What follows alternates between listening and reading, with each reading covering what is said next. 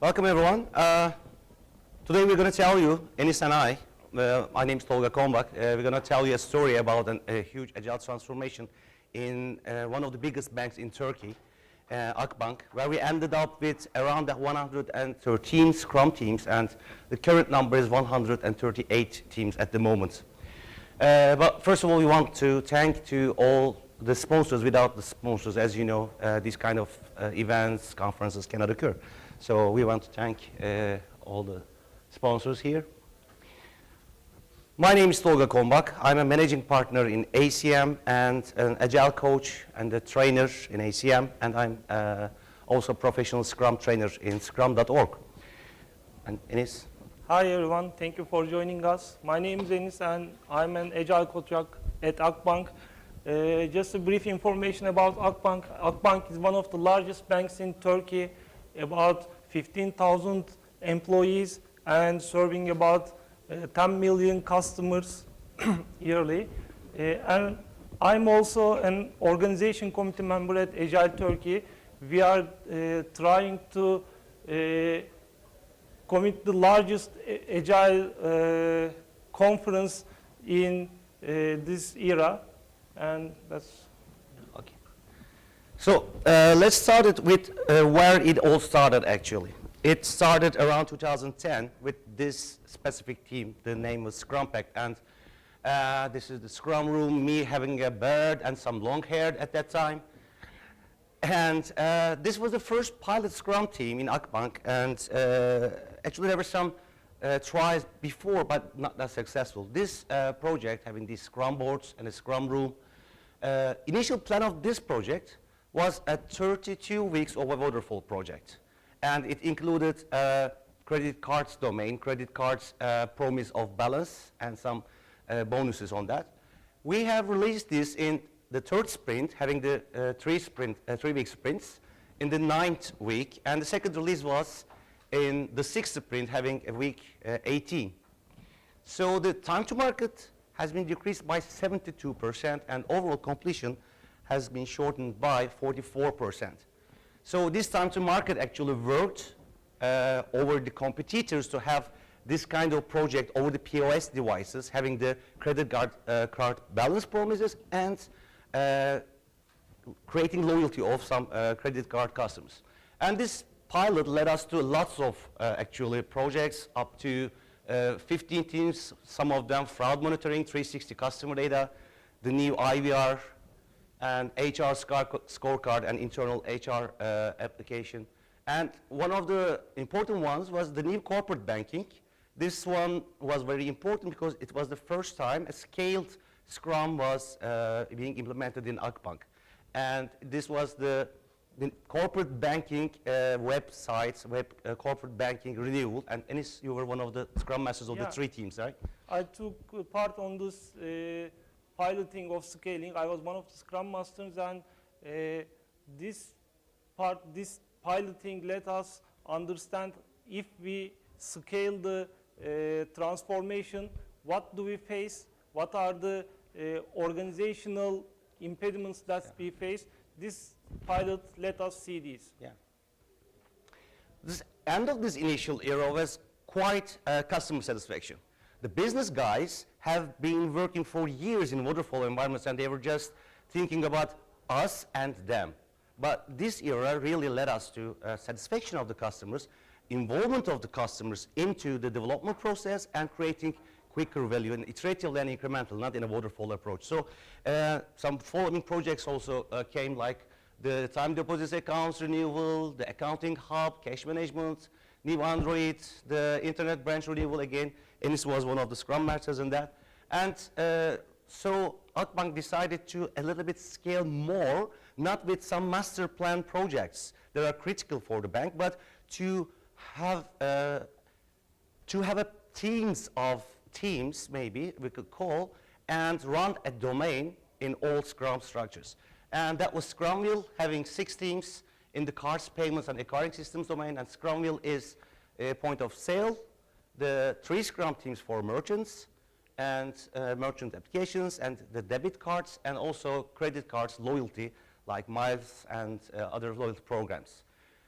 And after this success as well, Akbank was in a position to decide to take the red pill or the blue pill, as Neo was faced in a decision. And it actually took some time, like 1.5 more years for Akbank to decide on this, because we have seen lots of impediments with the buy model. I mean, the any hybrid model actually creates some problems, and there were waterfall projects, there were some projects that's been picked up for agile approaches, and there was a domain, all credit cards domain, payments, credit card payments domain, that was very successful. So Akbank was brave enough to take the red pill and decide on transforming all IT with like 850 IT personal staff.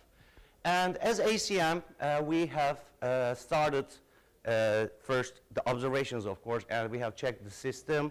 Actually, we've been knowing Akbank from 2010, 14, but in 2016, as this decision has been made, we started with our Agile governance model, Agile Transformation governance model. Our model is a trademarked model, actually, which operates with 2 core teams. One is Agile Leaders, a sponsor team, and the other one is Agile Excellency Center, Internal Excellency Center, in the corporation, the organization, whatever we're consulting, Agile Studio, and in 3 levels in the organization. The team delivery level, the portfolio level, there is a connection between the IT and the business guys, and the business strategy, and the organizational operating system that actually supports like HR, like procurement, like recruitment, and other things. So in all these levels, the aspects of consideration were data-driven decision base, always creating transparency.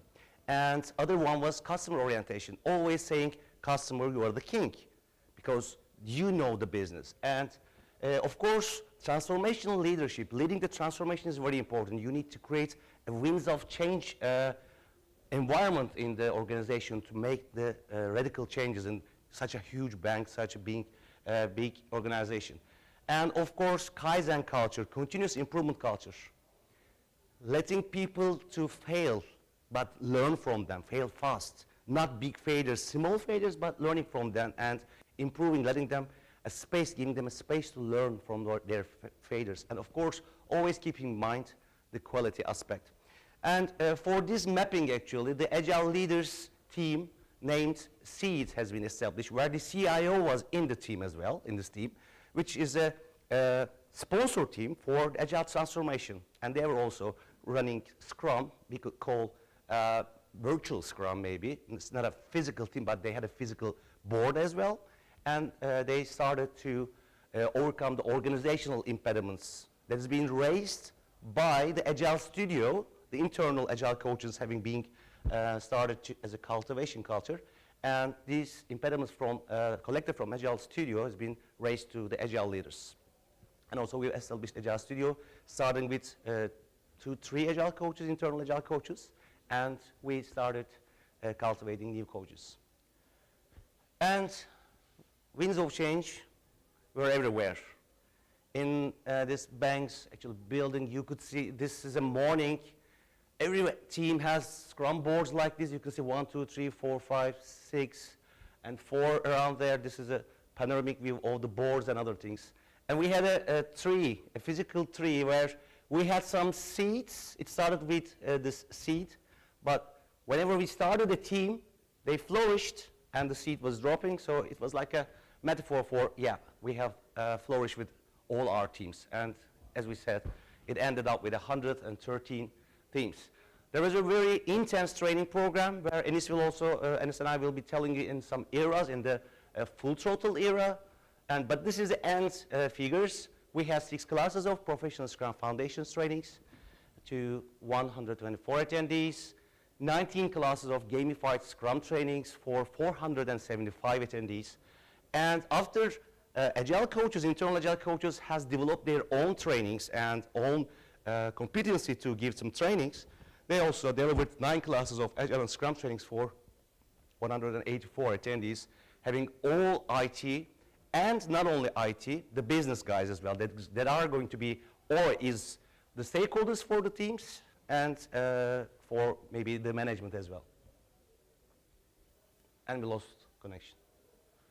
And in the final, for the certifications, to create a certification winning has also created an environment for the people to race, and our Scrum Masters, we have 72 PSM1 certified Scrum Masters now. We have 4 PSM2 level, second level certified internal Agile Coaches, and we have 11 PSPO1 certified Product Owners and Agile Coaches.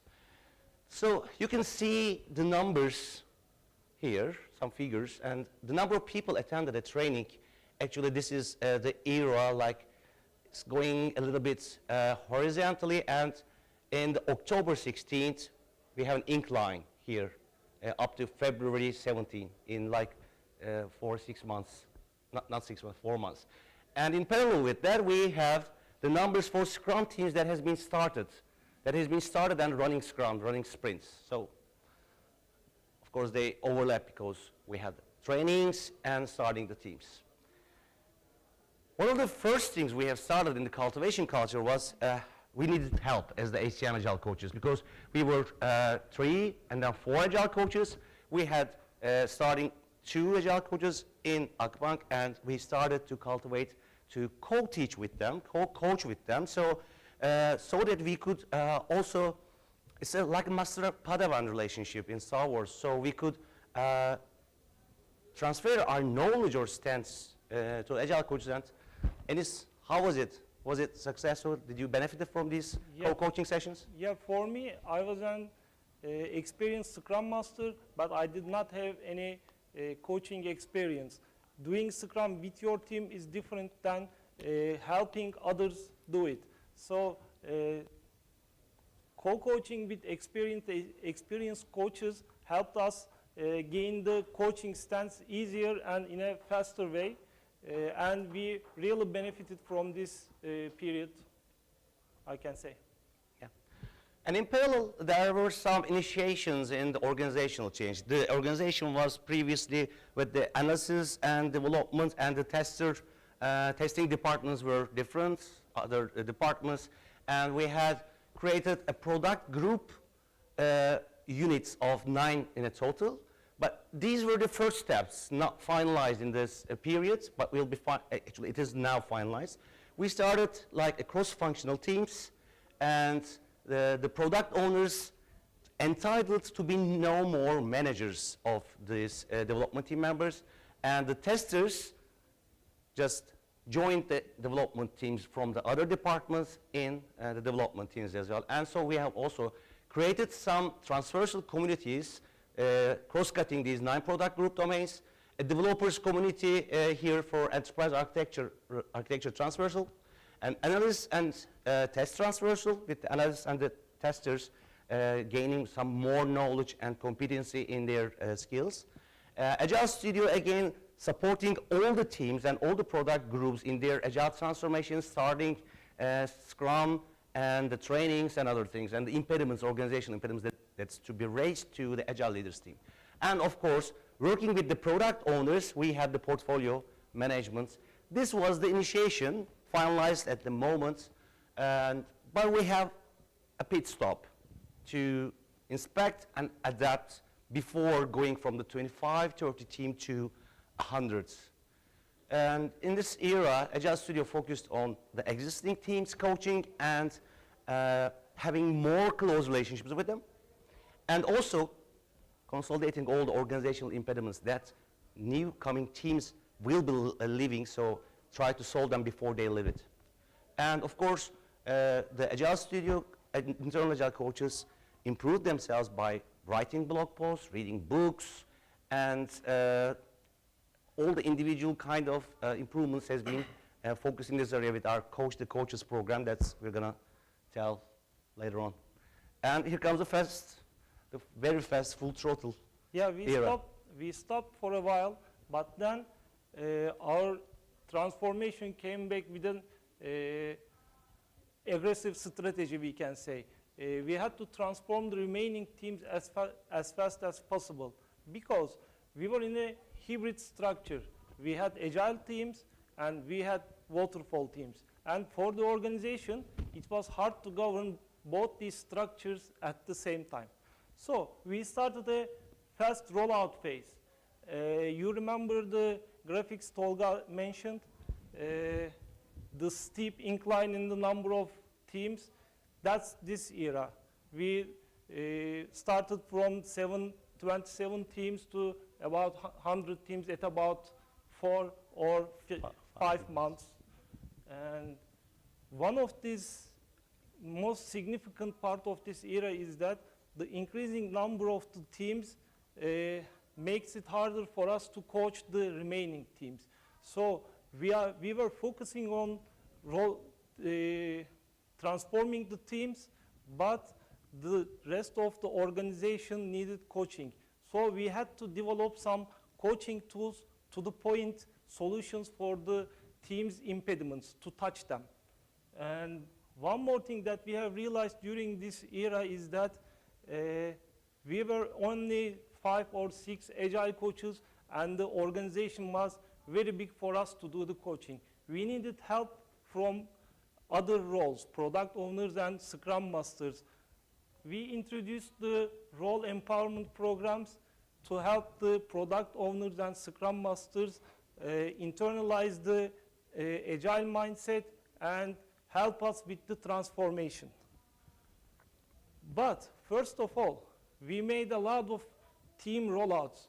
But what does it mean? When does it finish? When do you complete a team rollout? We needed a common understanding as a team. So for Agile Studio, when a team is ready to run sprints, if all team members are trained, Scrum Refresher activity and current situation analysis is facilitated by an Agile coach. Team name, team badge, and team parameters such as daily Scrum time has to be defined. Scrum Master, preferably by the team, is selected, and preparation sprint of the team is completed, assisted by an Agile coach. This preparation sprint includes that the team makes an initial product backlog, and at the end of the sprint, they target to complete one of the PBIs, including their product backlog items. And before we continue about the workshops that we have created, I may want to give you a fun fact about Tolga, because this is the era of abbreviations. Tolga is really a fan of abbreviations, 4-letter abbreviations. He likes them. And every time we we build a workshop, he managed to find a 3-letter abbreviation for them. That was easy. Let's talk about work in progress workshop.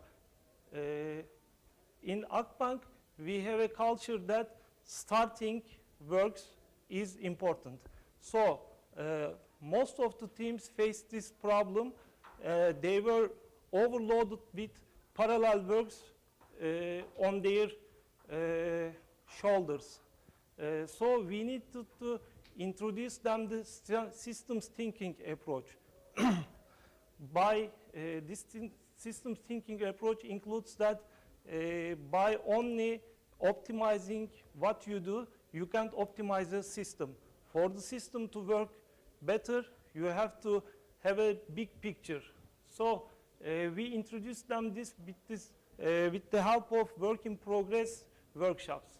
And we also showed them the advantage of a pull system instead of a push system. And moreover, limiting their work in progress leads them to a stable, sustainable work environment. These were the focus points of work in progress workshops for teams. And here goes Tolga. Okay, you can just use. User story mapping workshop, actually, Nermina Durmic is now having a user story mapping workshop, just I think the session 3, is one that's been created by Jeff Patton initially, but it's been used all around, and it's a very good way, visual way to introduce your customers and to collect your customers' requirements, visualize them on a big board, and create the MVP. MVP, and also it's very good to inject the MVP mindset to the business, because this also bank was working for years with the waterfall approach, and all they said was, we want all. This is all we want, and so as IT, you do all these requirements, let's clarify, let's have analysis for weeks or months, and then you can just develop them. But user story mapping gave them the insights to create some MVPs, the minimum viable products, so that we can deliver faster and we can reach the time to market. So it really helped collaborate with the business guys and define MVPs and even release projections before the development started and put some targets. So it was a good one. Here comes another three-letter abbreviation. SSR is. SSR, Self-Scrum Refresher. This SSR stands for Self-Scrum Refresher. This exercise or this workshop originally originated from a team that thinks they are doing Scrum really well. But they didn't even facilitate a sprint review or sprint retrospective. So we needed to find a way to be aware of their situations. You think like this, but here is the facts. So we built the Self-Scrum Refresher workshop. This workshop, how does it help the teams? Or where can we use this workshop? If a team thinks that the Scrum roles, events are not beneficial for them, so this Self-Scrum Refresher activity could be a good way to remind them the benefits. Also, if the team thinks that we are doing Scrum good, and yes, they may be really a good Scrum team, but let's have a look at it together, we say. And you are an Agile coach and you want to coach a team. You are new to the team and you make some observations.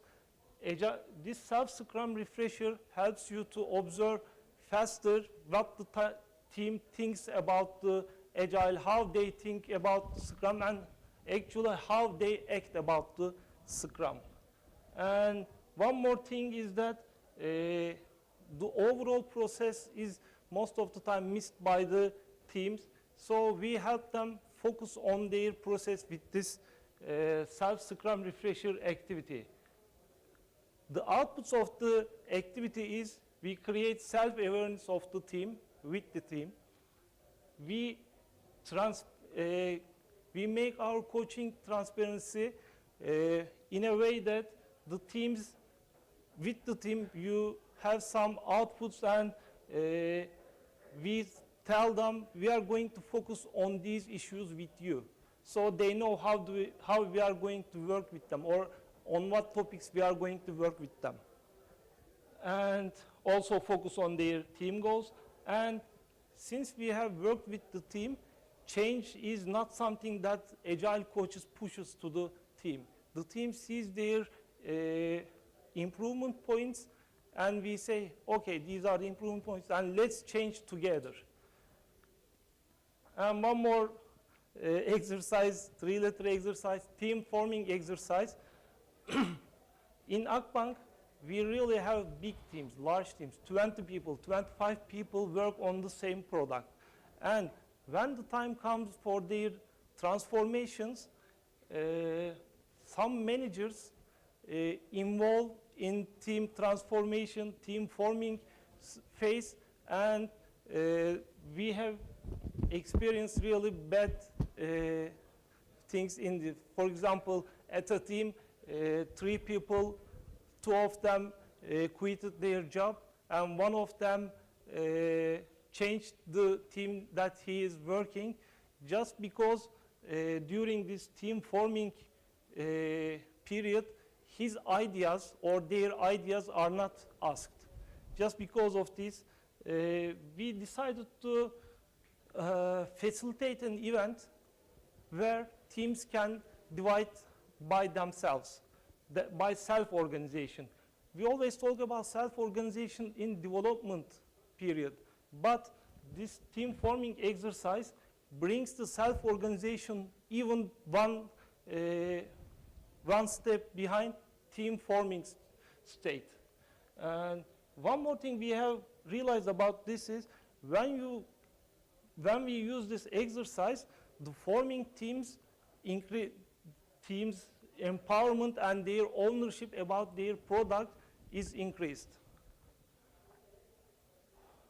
DoD definition of done workshops. One of the again 3 abbreviations. I did not create this abbreviation. This all in the Agile world, so it's DoD is not mine. But the definition of done workshop was very useful in clarifying the team's definition of done, because in a corporate definition of done, yes, we had some stage, some point that the teams need to come, but still there are some other technologies, there are lots of different technologies and different infrastructures, so some teams have actually skipped those specific parts. And with these facilitations, we again used, as usual, lots of post-its, stickies, and big walls, where the team members themselves put what kind of activities we are doing during our development. So this also have enabled their commitment into their definition of them, because they were writing all the activities and they were then together collaboratively choosing in a self-organized manner, yes, this must be in our definition of done. This is a must. This, optional. This is optional, but we need to think about it in our next retrospective. Maybe we can quickly get this one in the definition of done as well. So these kind of activities has increased the commitment to their definition of done, which also brought us the quality aspect to be more in front of their eyes all the time before saying something is done. And lots of teams have done this in their, again, the rollout process. And Coach the Coaches. Coach the Coaches, as I mentioned before, we have started a co-coaching sessions in the very beginning, but after some time, we decided, okay, we are ACM's experienced coaches, let's have a program together, not just going to the teams together like a master padawan, and let's go through some books, some other case studies that we need to discuss, because they were sometimes facing, after co-coaching phases, they started the coaching themselves, they were facing some problems where they sometimes could not act or intervene appropriately, but they would just keep their questions or other things, and we were discussing together these case studies. So also we have started, which is now has worked for 9 or 10 delivered trainings. They started to prepare their own curriculum, training curriculum, which I believe always makes a great improvement creating a training or creating a curriculum, because you need to read a lot. For writing some things, you need to read a lot and you need to learn a lot. You need to give all your insights into the curriculum, whatever you live in the field with the teams. And we had brainstorming sessions and experience sharing. And Coach the Coaches, what do you think? They were intense sessions, right? Yeah, they were very helpful for our self-improvement as Agile coaches. And one more word about Coach to Coaches sessions is that it's an ongoing program. We have tasks to do and books to read. And for example, I am now checking one of my to-dos, talking in a international conference. This is one of my to-dos. Program to-dos, yeah. And it's very helpful to see where you want to go and go there step by step. And I want to mention some things about the culture. In Akbank, we are almost no collaboration culture, and by the Agile Transformation, we are trying to change it to a collaboration culture. People, most of the time, do not choose to share some things within teams, inter-teams, and as Agile Studio, we needed to trigger or encourage people to share some things. So we defined Akbank takım paylaşımları, this is Turkish, Akbank team sharing sessions. And these are brown bag meetups. Everyone can join the meetups and everyone can be a speaker. we are totally amateur sessions. We had the chance to, for example, call Tolga and do a speech about something, but this is something professional and people would not want to share or not want to be there. So these are the examples of our Akbank team sharing sessions. We have here the Agile related topics and also, for example, origami topic. Anything you want to share, you come and share it in the ATPs. One more thing about the team sharing sessions is that to create some buy-in for sharing, we, as you see, create posters of this and we print them, put them all over the organization, and we aim to create a celebrity-like effect so that people want to share. When we started these organizations, we were chasing people, come and share some things, you know something, come here. And now, after 9 or 10 organizations, people start to come to Agile Studio, and I have an idea, I want to talk about this. Normally, 60 or 70 people attend each meetup, and sometimes, for example, this chatbot session, there were more than 100 people listening the talk. One more thing about the collaboration is internal Agile talks.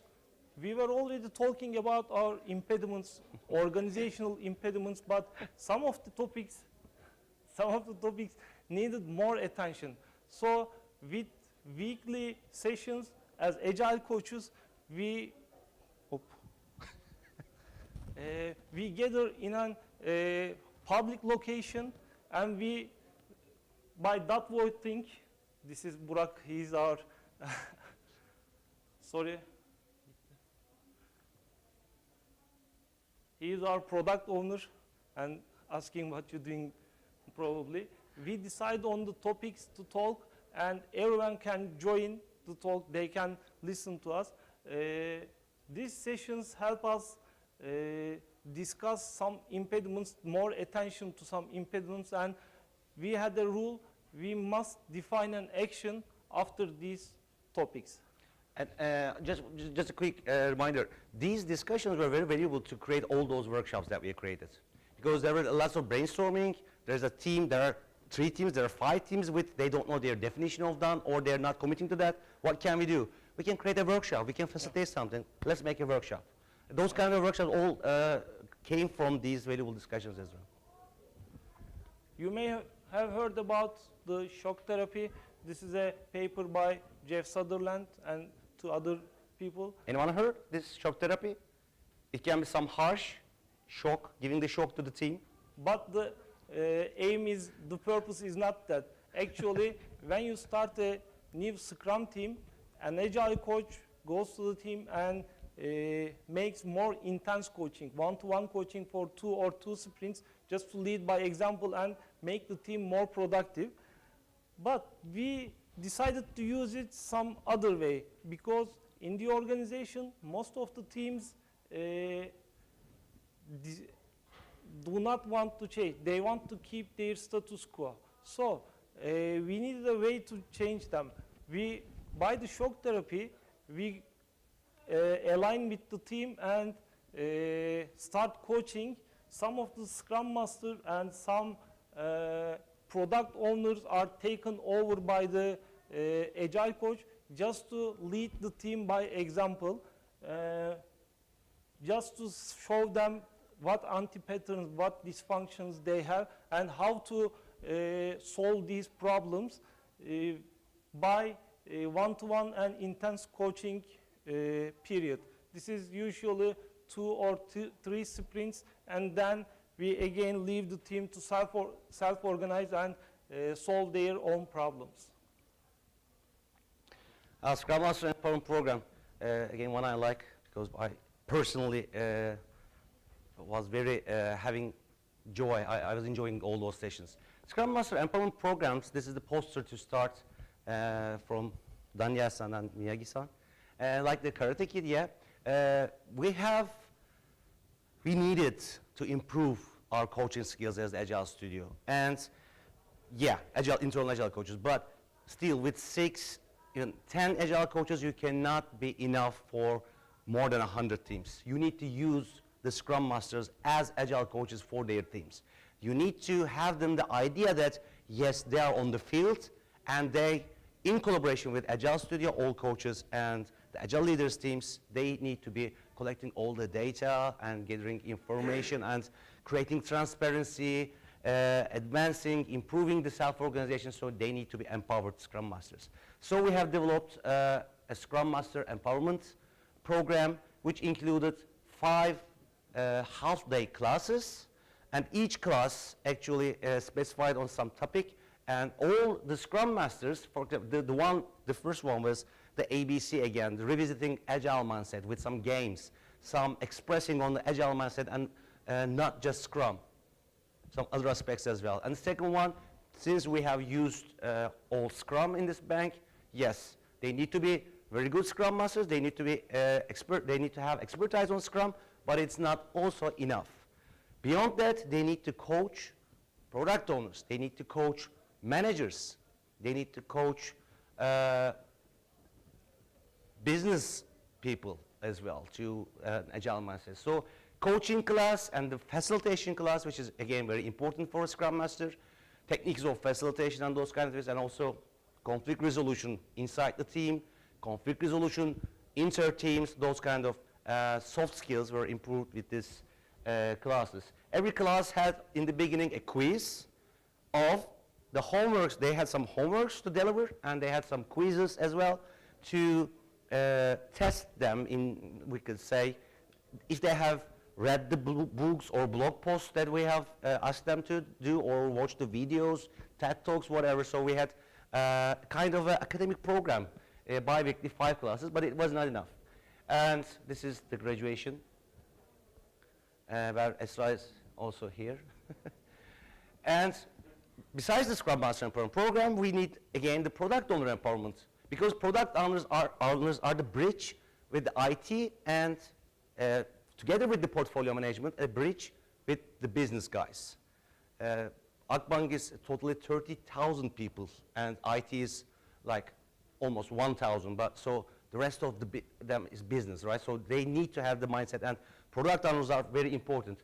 And we had a product owner empowerment program again with 5 bi-weekly classes, same structure, some homework, some quizzes, but the mindset, the classes were the role itself. What's the product owner? What are the responsibilities? Product owner may have some coaching skills to the business as well, in a business mindset, where we have product vision, creating a product vision, and having the mindset of a minimum viable product, and coaching the business as our product owners in the minimum viable product mindset. And also, release planning and projection is very important. One class was for that, but still after this program, we have seen that we have some defects, and we have created another workshop with release projection. And the Scrum meetings expertise is very important to be in good behaviors in Scrum teams when the stakeholders are there as well. So these classes, again, with the same structure, some homeworks and quizzes, again, another certification delivery from the Product Owner Empowerment Program. As I said, release projection was still not so in place. We have developed another workshop for that, where we have literally created some sprints on papers, of course, not executing, but try to empower our product owners to create releases and forecast their releases. And this workshop actually worked very well for some product owners that did not have any release projection, but they just had a product backlog. And they started some release projections as well. And connecting with the portfolio, yeah, spotlight. Before the transformation, we were a traditional working model. We had a traditional working model. That means we always had a plan, yearly plans. We had a master plan. But the way we change, the way we work has changed. So the master plan, what was that? The master plan compliance rate was about 50%. So we had to change the way we do planning. So Spotlight is the name of our continuous planning culture, exactly. This replaced the traditional master plan, and we facilitate these Spotlight events every month, planning the future 3 months. So you can think it as a sliding window. And during these meetings, the focus is on priorities, team risks, team dependencies, and work in progress numbers of each teams. What did we get from these topics? We have a continuous planning culture. We adapt to change in a fast way. And moreover, in the organization, we have alignment and collaboration on where the organization is going. And the end of era, this fast rollout era has ended, and then we started a more calm era, we can say. The number of the teams did not increase here, but our main goal during this era is to increase our agility and our maturity in Scrum and agility. The organizational change is a long-term issue, as you know. So Tolga talked about the organizational change initiatives during his first slides. After about 1.5 years, the organizational changes came through about 1.5 years later. During this period, we tried a lot to do these, but this was the time when we could change the organization. And also, Agile Coaches start to do team coaching other than rolling out the teams, transforming the teams. And one more thing is that the Agile Leaders organization changed itself and became a more dedicated team to do the changes we have been doing to support the changes we have been doing during the transformation. We are now a more flat organization. We have a one level less manager. We decreased the hierarchy by one level after these organizational changes, and cross-functional, we created cross-functional teams. As we have mentioned before, testers were in a different organization department, and now they are all in the same department. And another positive effect of this transformation is that we increase our agility, but this has two sides. We have to think about the technical agility. So Agile Delivery Center is established to conduct both these roles, the Agile Transformation role and technical agility of the organization. So we have actually spent our time, but we want to make a conclusion and maybe some takeaways for you for big, huge transformations, if like in a telco company and in a bank or insurance where you have huge numbers of people and huge numbers of teams. First, hybrid structures. They are just impeding your organizations to be agile. And also it is just postponing. Waterfall working with the agile mindset, it's not working with the way you want to be. If you want to go agile, then go agile. So as soon as possible, take the red pill and start a quality training program for all IT, not only IT, also business, and establish high-level sponsorship from your C-level or what levels you have in your company, and gather and cultivate internal change agents to spread the word in the organization to hundreds of people. Everyone will have some more agents, like a tree structure. It will be growing more and more. And empower the team self-organization, definitely. It's not, it cannot go as, okay, self-organize or be agile. they need to be, it must be a bottom-up intelligence as well, so empower the teams. And create quick wins and make them visible in your company. Make some posters, internal marketing activities. Make everyone visible that there is something changing here. There's a change going on. And empower your roles, product owners and Scrum Masters, so that empowered roles can help you transform and inspect and adapt and improve all the time. It's the Kaizen culture, actually. And this is the Agile Studio team, and we would really like to thank to this great team. Two of them here, Esra and Hande, are Agile coaches from Agile Studio, and of course there are some others some from ACM, some from Akbank, internal Agile coaches. And I don't think we have some time for questions, but we can have your questions if you like. We're over, right? We're over. We basically have 5 minutes of break, so if someone wants to get a coffee Yeah. or something. But if Okay. you Yeah, have if you have just a quick question, you can ask outside as well, having a coffee. Thank you. Thank you.